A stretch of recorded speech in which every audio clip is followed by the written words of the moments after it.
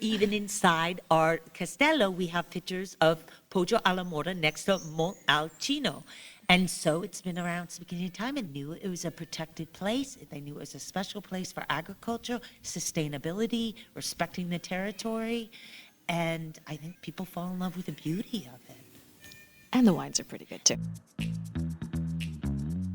Benvenuti a Ciao Bella. I'm your host, Erica Firpo. For the past 20 years, I've made my home in Rome, where I've worked as a journalist contributing to publications including Afar, Washington Post, Lonely Planet, and Travel and Leisure. I love sharing the stories of Italy's pioneering creators, and I'm bringing these stories directly to you on Ciao Bella. Every week, I'm joined by contemporary artists, heritage artisans, designers, culinary experts, innovative aesthetes, and more. At the crossroads of evolution and tradition, the past and the future, they are working and creating to define and redefine 21st century Italy. Join me as we see Italy through their eyes. Picture this. It's the early 1980s. School's out, and when you think about holiday, the only thing that comes to mind is Madonna. Instead, your dad has a very different idea and drops you into the Val d'Orcia countryside of the family's recently acquired medieval castle. I know, this sounds a bit like a far-fetched fantasy, but these were the early teen summers of Cristina Mariani May, co-CEO of Banfi Vintners. Christina's Tuscan holidays were key chapters in the story of Banfi, a wine importing business founded by her grandfather in 1919. Fast forward 125 years, and Banfi is an award-winning, globally recognized wine producer, and still a family business. This spring, I hit the road to Montalcino to catch up with Cristina at Poggio alle Mura for a conversation on Banfi, Brunello's, and bold moves. Listen up. You may even catch me singing a jingle from the 1980s. Everybody loves Montalcino. Everybody loves Tuscany. And you kind of have this story that, it's the Italian dream. And dare I say, it's the Italian-American dream.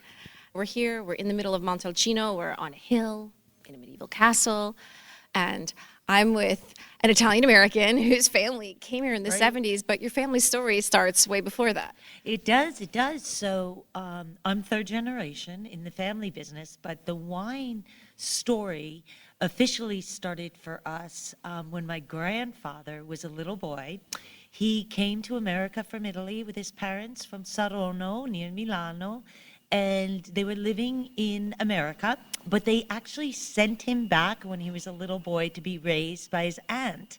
And his aunt was named Teodelinda Banfi.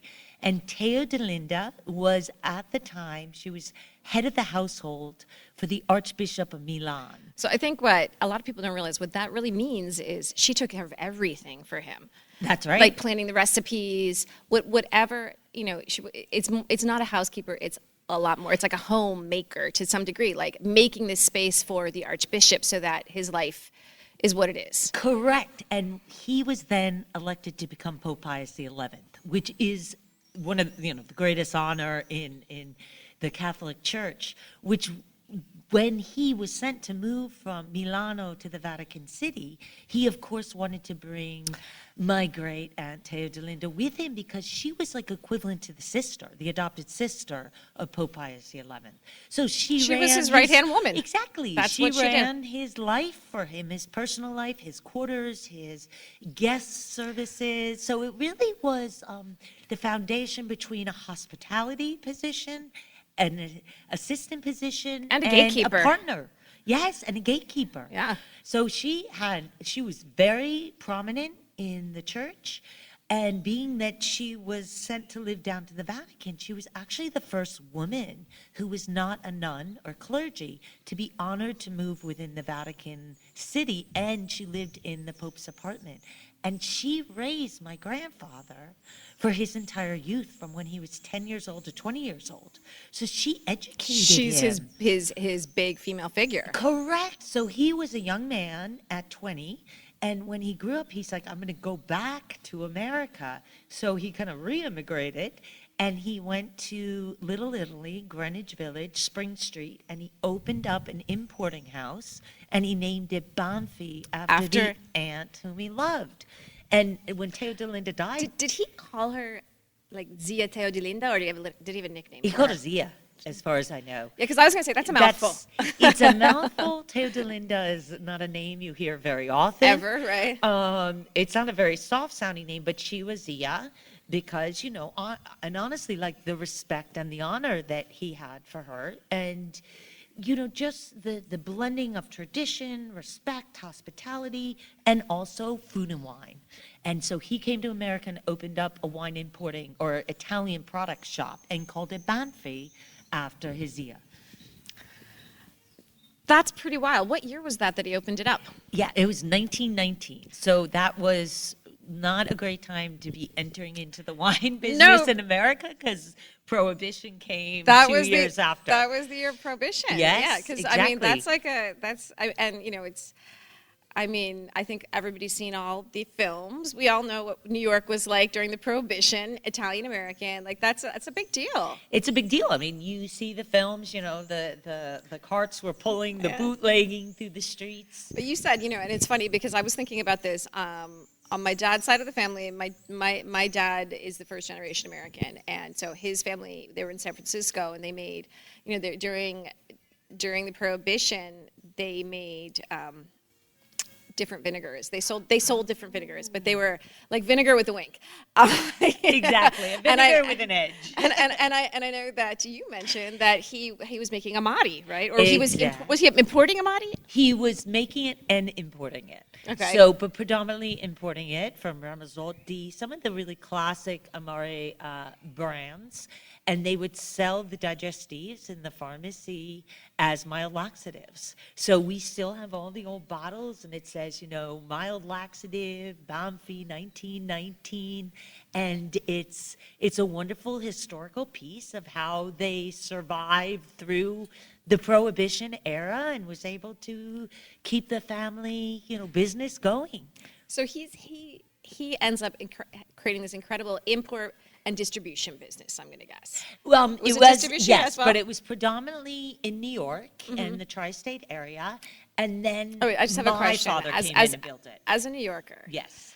you just said the tri-state area. What states are those? So New Jersey, Connecticut, and New York. Okay, so I'm from Philadelphia, and we consider the tri-state area. The Quattros. Stagione. I like the deep and polite breath you took, because I have other New York friends that are like, no, don't even try that. Maybe it's because our news channels don't reach that far, and that's usually just how you guys don't include Philadelphia. That's fine. That's fine. So Philadelphia has its own life and history, as we know. So I think it's too strong to stand within our territory of the greater New York ever so area. kind of you. So your grandfather built up this import business, but then it was a little bit later in life that the Banfi that we know became the Banfi that we know. Correct. So my father and his brother came into the business, and they were importing great wines from all over the world, not just products from Italy, but wines of the first gross. They were acting as negociants, Mosel, Rhine, and some from Italy. But it was the first Brunello my father brought to New York because Italian restaurateurs wanted a Brunello di Montalcino. But you're talking about the 1960s. Nobody here in the territory was really exporting a lot of wines, not to America. Maybe they were exporting them into Switzerland, Germany, which are still some of our biggest export markets.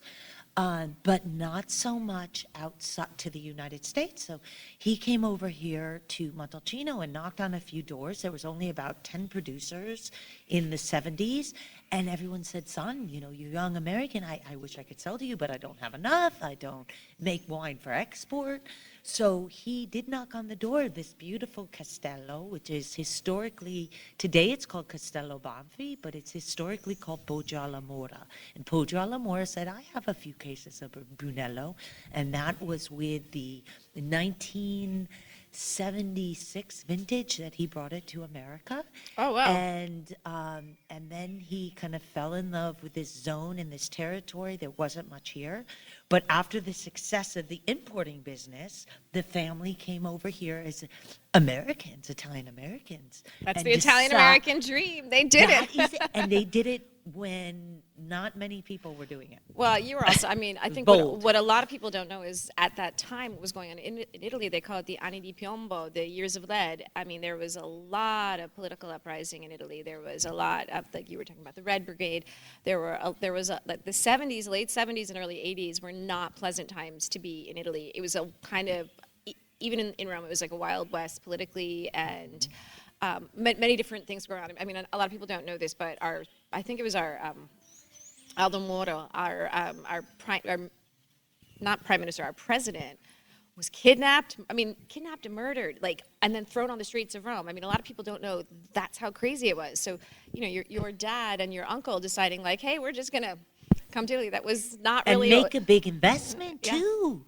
You know, it's crazy that you tell that story because even on this property, there was a Milanese banker when they were first coming in, and they found who was held captive here on the property. No way. And they found a hole in the ground, and the mafioso or whoever was moving all these kidnapping rings were keeping bodies, and they found the Milanese banker was buried on part of the property.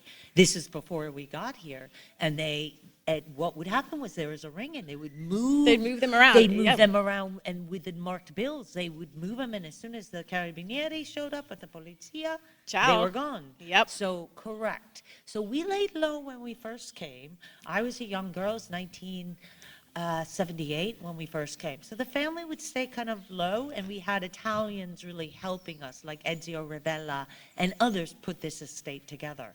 Now, fortunately, the times have changed, but in 45 years, it's changed a lot. Well, I mean, I think Banfi has gone from being, you know, Poggio alle Mura on the top of the hill. Now you guys are all over Tuscany, in Piemonte, and then I think, you know, did you say there are 50 different wines? Or what We label? do, yes, different labels. Yeah. So we make a big variety of wines, but really we focus on the Brunello di Montalcino, but we have several different vineyards of that. We focus on, you have Rosso, Chianti, and then up in Piedmont we have a lot of Altalanga and the Spumanti, the Champenoise, and the Oh. Spumanti, the Gavi. I want to talk about something. When you say Spumanti, it makes me think of something that when I was a kid, I used to hear this ad, and then you last night put two and two together, and I was like, oh my God, that was your dad. Riuniti. Right? Riuniti on ice. That is so nice. I love that. I mean, that was like the jingle. That Right? was, yes. I mean, It was that- iconic. It was, I mean, it is iconic. It is In fact, iconic. I will splice that into this podcast episode. Oh, and you should. So Reality so refreshing and right. Reality on ice. Reality so nice. Reality. So going back, Erica, it's that my father knew that of this young winemaker here, Ezio Rivella at the time, and they learned how to pasteurize, and Ezio created the technology to stabilize wines and stop the fermentation. That was a short. Lambrusco, right? And it was a Lambrusco. So he said, let's find the right grape that we can do this with. So it started with a Lambrusco, and it was also a Moscato for the Ah. white. But it came from Reggio Emilia, and they found a cooperative, and the cooperative was called Riuniti, a cooperative of growers. And they said, let's use this technology with this cooperative called Riuniti, and they brought it to America and to the export markets. And we served it chilled, it was served with a screw cap, and it was a phenomenon. But it was a lot of savvy marketing and a lot of foresight and a lot of technology and experimentation on how to make a new style of wines that really turned a lot of Americans onto drinking wine again. Well, you were telling me it was like the biggest seller. Yes, it sold more imported wine in the history of America, still to this day. And you know what's interesting is when you look at the peak wine consumption in America, the peak was 1985, and that was the height of Riuniti. So it had a purpose, which was to get more Americans at the time drinking wine on the table, sure. like the Italians. And that was even harking back to my grandfather, who was raised here, but had that still American-Italian connection, is how do we get Americans drinking wine like the Europeans do as an everyday part of life? And it's difficult to start with a Chianti Classico or a Brunello di Montalcino, or a Rosso, because your palate's not well adapted to that. So you start simpler, and then you With a little mature. reuniti on ice. And that was so nice. So that So I have a question then for you. Yes. What was the first drink you ever had? Of course, when you grow up in a family, nothing's more delicious. Slightly sweet, naturally fermented, pure, natural, lower alcohol. Did you guys have it on tap? No. We practically. It was in our garage, and I think I was the most popular teenager in the entire neighborhood because we kind of had an endless supply. I was going to say, it must have been, everybody probably wanted to come to your house for parties. Exactly. So, and I don't think my parents noticed how much disappeared. So, in many ways, I'm an Italian American, but I'm also very much an American in the sense that when I was growing up, we had a drinking age of 21, right? Right. And nobody really adheres to it in America, to be honest, at home. But it's the fact that, you want to start soft and sweet. And we still have a wine. We don't sell Riuniti anymore, but we have a beautiful wine called Rosa Regale, which is a Bracchetto d'Acqui. What's it called again, please? Rosa Regale. Did we drink that yet? I think we're having it tonight. Oh, and nice. The grape is Bracchetto Okay. from Acqui Terme in Piemonte. Ah. And the grape is Bracchetto. It is usually served here in Italy as an aperitivo, but we naturally stop the fermentation short, and it's a Charmat method, so it's a single process fermentation. It's naturally fermented, but it retains a high amount of residual sugar. So it tastes sweet, but it also has really high acidity, so it finishes crisp, and it's about 7% alcohol. And when you taste it tonight, it's like ruby colored. It is the most beautiful DOCG. I haven't had a bracchetto in ages. I'm looking forward to this. Oh, you're going to love it. So we're going to have it, you can have it as an aperitif, but we're going to have it with the dolce. Perfect. So, it's kind of fun to show all the different palette, what we can do, and kind of taste different wines. And, Erica, a lot of it, you're here staying in your Borgo. A lot of what we're doing now is about this experience. It wasn't like your dad and your uncle bought the Castello and you guys moved in here. Tell us a little about the Castello as this beautiful resort hospitality wine experience. Sure. So we built the vineyards around it in the winery in 1984, and we came in 1978. But the Castello is 12th century. So the Castello had crowned one of the parcels of property. But just to back up a little bit, we put 3 contiguous parcels of land together over time. And then this Castello, parts of it date back 800 years after Christ, so it's very ancient from the foundation. But in the 1100s, they built this fortezza, and it was built on one of these highest hilltops in southern Tuscany, here in Montalcino. We're in the southwest corner, and as far as your eye can see, you can see the land.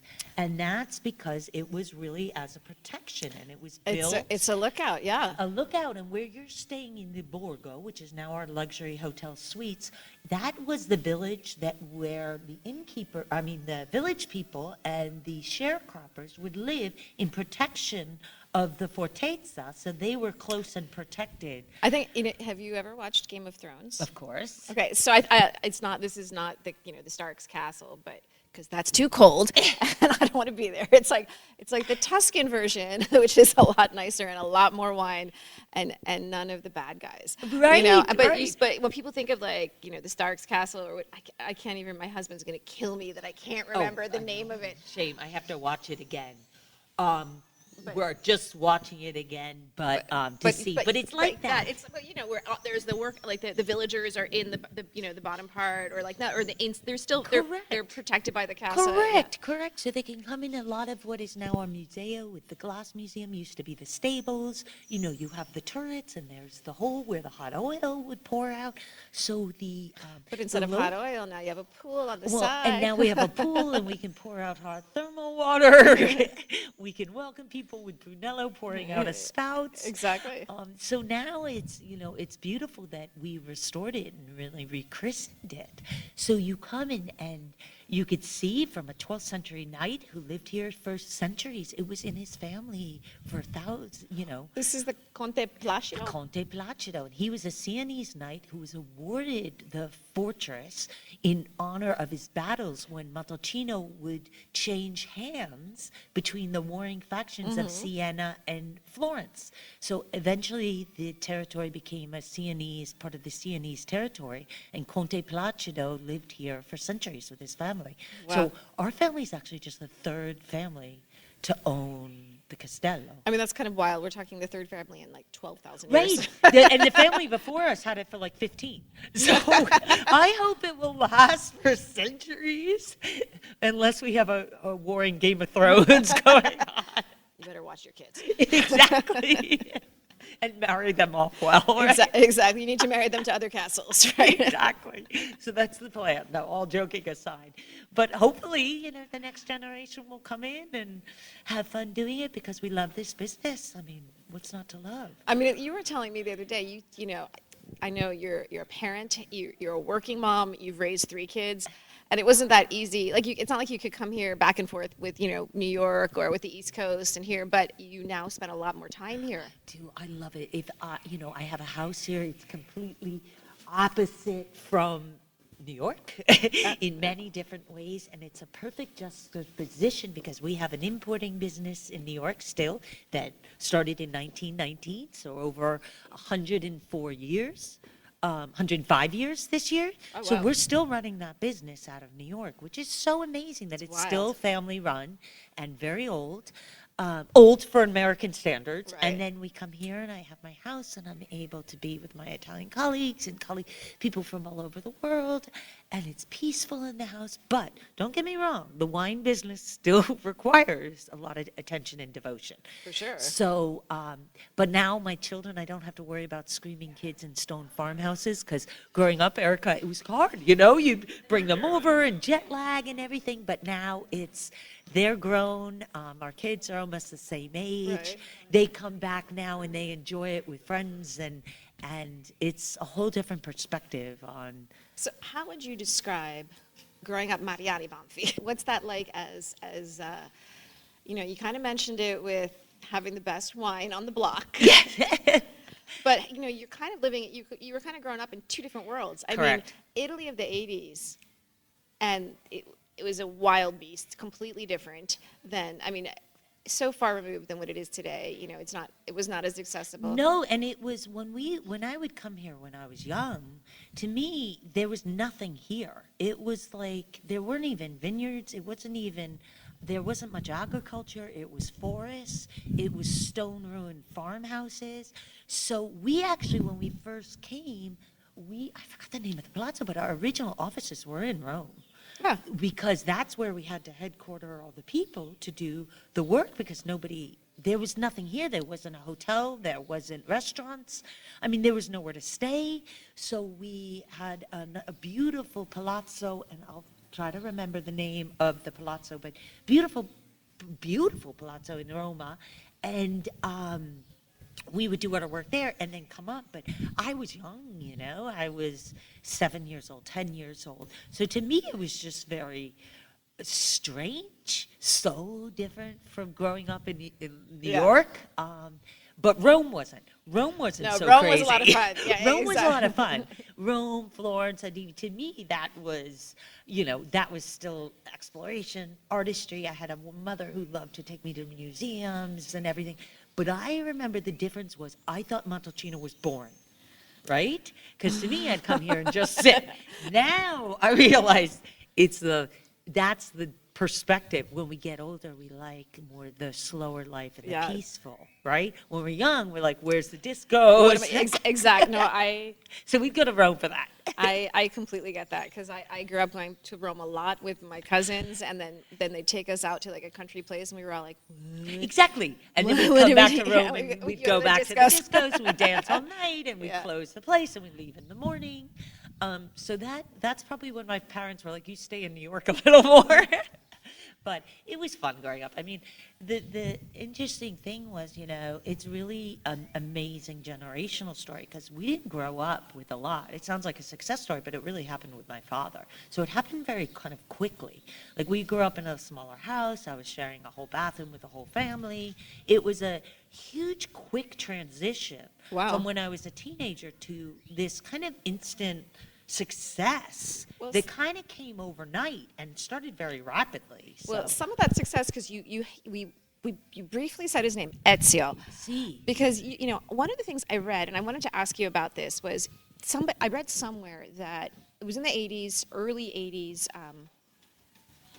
It was like either the president or prime minister of Italy was looking for, like, he had heard of Brunello, wanted some Brunello. He asked a wine guy in Rome, and the wine guy was like looking around. He couldn't find Brunello, and he talked to Banfi.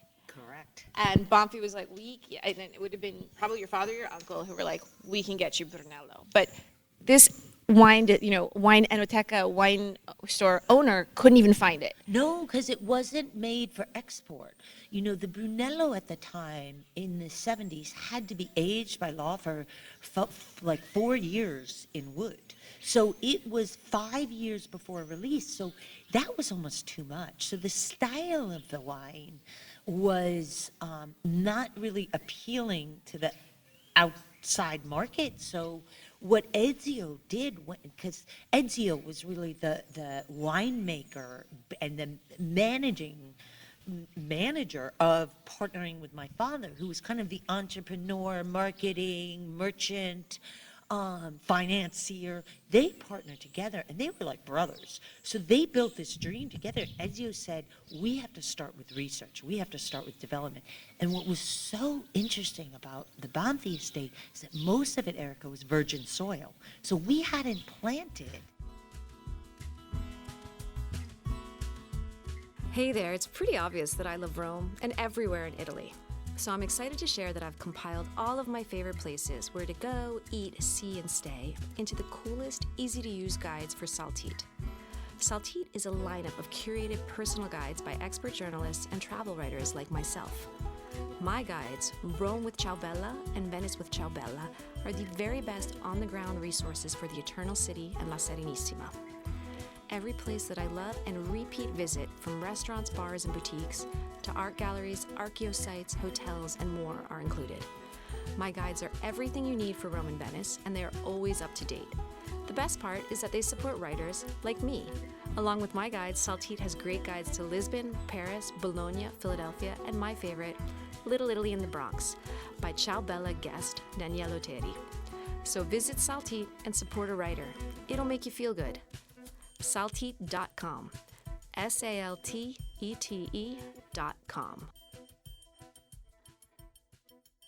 So, because this, just to give everyone an idea, when earlier when you were saying it's beautiful to stand at you have all of Montalcino outside of that, when you stand at the Castello, it's 2,700 hectares, or almost Correct. 7,000 acres of Banfi estate, correct? Correct. So, I mean, to put that in comparison, it's like the size So- of Manhattan. So this was complete virgin territory. So most of it was virgin to vine.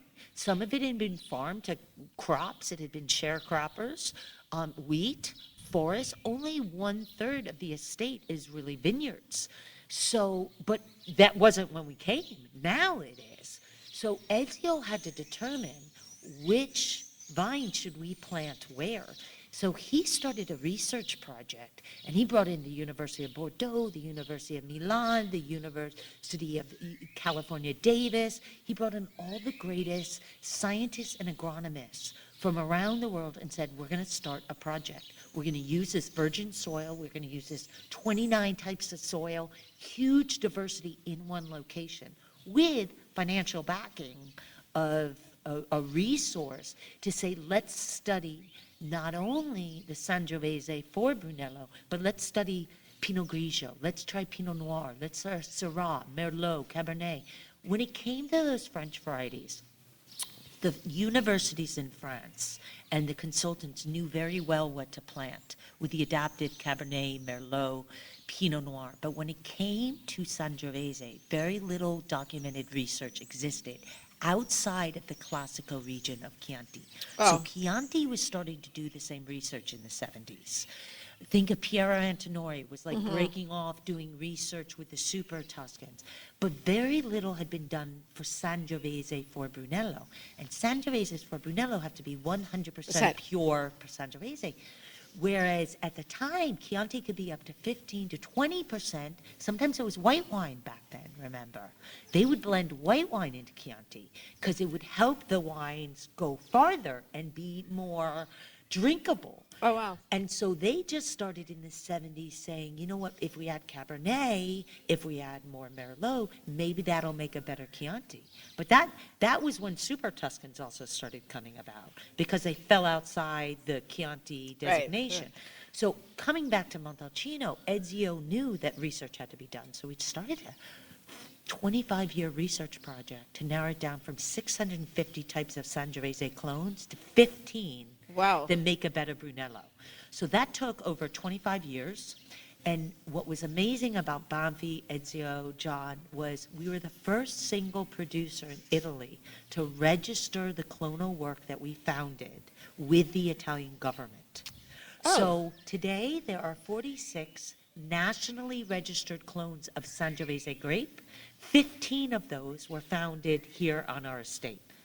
Now, when we released this research in 1992, we published it, we documented it, we shared it with the Italian government, and we brought other winemakers in to continue to research, and we do that to this day. Learn how we can do it. Your soil's going to be different, your microclimates, but this is the research and the history.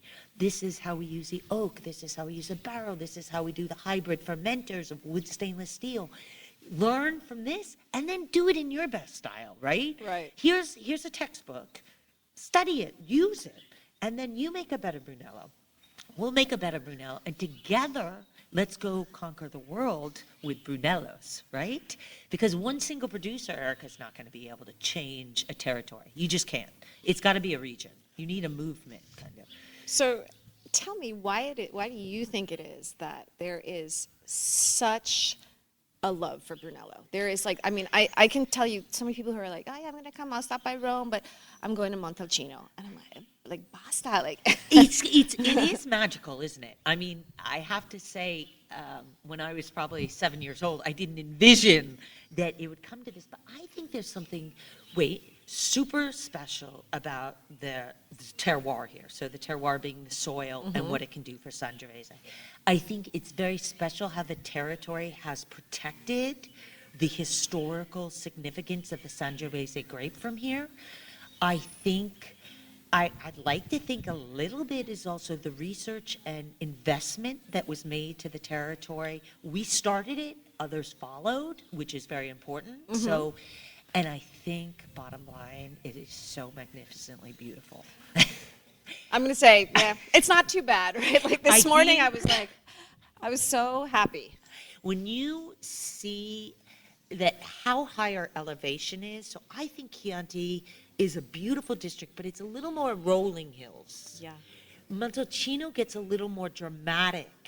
That's a In great the way to elevation. put it. That's a great way to put it. You're absolutely right. I didn't even think about So- that. I was trying to figure it out. Because also sometimes I think, it's funny. I mean, I would say every time I've been to Montalcino and I've looked, and I've been in different kinds of weather, extreme rain, beautiful, beautiful sunny days like today, overcast days. Every single time it looks like a painting.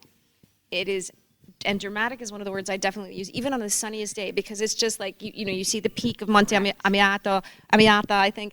I mean, it's gorgeous, and it's kind of crazy that it looks so pretty. I don't want it to be that pretty. It's like a painting, and every time I see it too, it's because you just said, Erica, we have Mount Amiata, which is the highest point in southern Tuscany. So that sits at about 3,000 meters above sea level.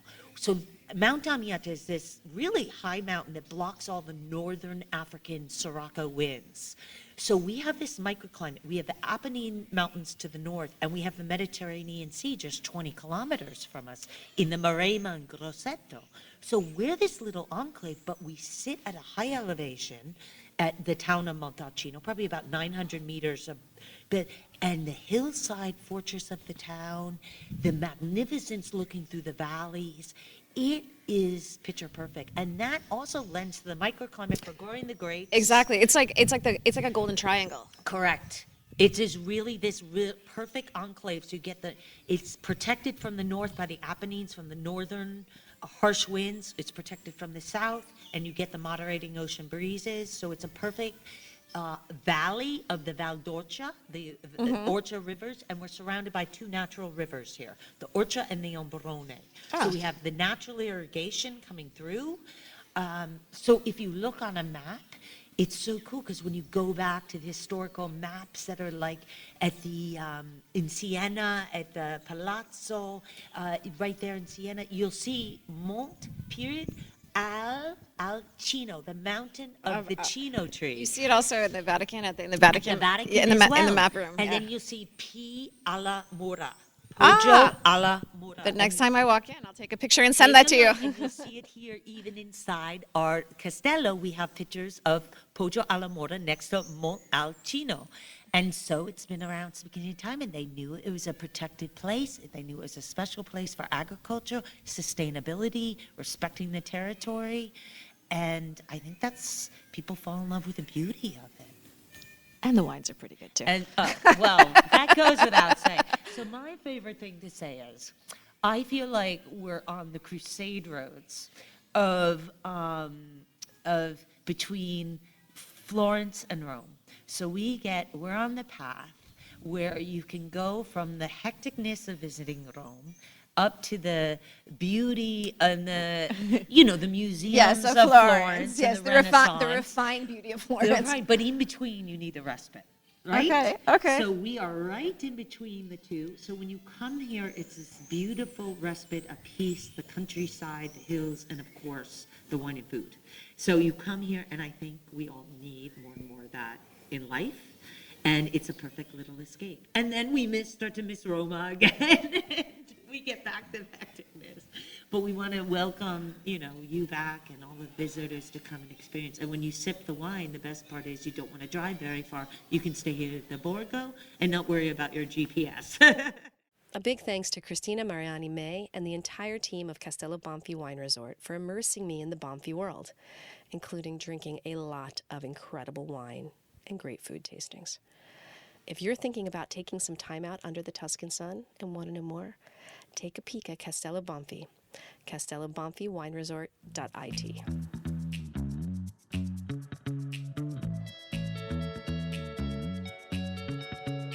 Thanks for listening to this week's episode of Ciao Bella. The editor of Ciao Bella is Mastro. Production manager is Jenna Spray. If you're new to Ciao Bella, take a peek at ciaobella.co, our all-encompassing Italy-focused website, where you'll find insider insight on contemporary Italy, and sign up for our newsletter for new episodes and articles. Follow me on Instagram at Erica Firpo, and follow Ciao Bella on Apple Podcasts, Spotify, or wherever you like to listen.